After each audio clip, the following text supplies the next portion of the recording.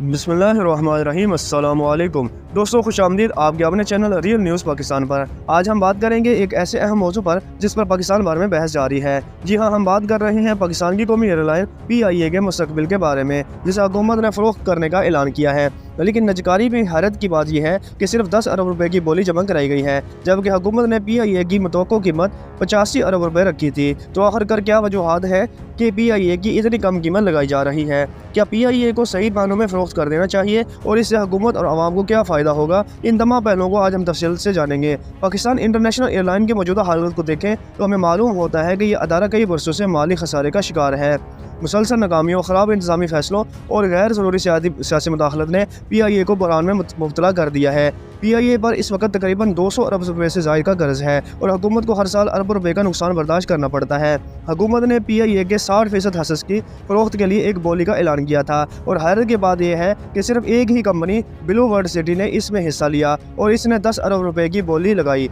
Blue world city के सरबराह साद नज़ीर का कहना है कि वो अपनी एयरलाइन भी शुरू कर सकते हैं अगर इनकी बोली कबूल नहीं होती, लेकिन इनके मुताबिक PIA की कीमत का तयन करना बहुत मुश्किल है क्योंकि ये अदारा मुसलसल खसारे में है। नजकारी कमीशन ने बोली के लिए 6 कंपनियों को अहल करार दिया था, लेकिन 5 कंपनियों ने इसमें हिस्सा नहीं लिया। ये एक अहम नुकता है क्योंकि बड़ी कंपनियों की अदम दिलचस्पी इस बात का इशारा है कि वो PIA के माली मसाइल और सियासी पेचीदगियों से आगाह हैं। PIA में काम करने वाले 7,000 से ज़ायद मुलाजमीन और अरबों रुपए का कर्ज इस अदारे को मज़ीद नुकसान पहुँचा रहे हैं।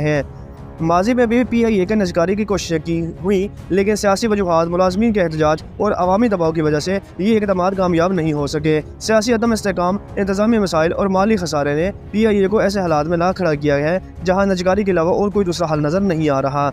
PIA की नजकारी होती है तो इसके असरात पाकिस्तान की एविएशन इंडस्ट्री पर यकीनी तौर पर मुरतब होंगे। माहिरीन का ख्याल है कि नजकारी के बाद PIA की कारकर्दगी में बेहतरी आ सकती है और अदारे को सियासी मुदाखलत से आज़ाद किया जा सकता है। इससे हुकूमत का माली बोझ भी कम होगा और कौमी खजाने को नुकसान से बचाया जा सकेगा।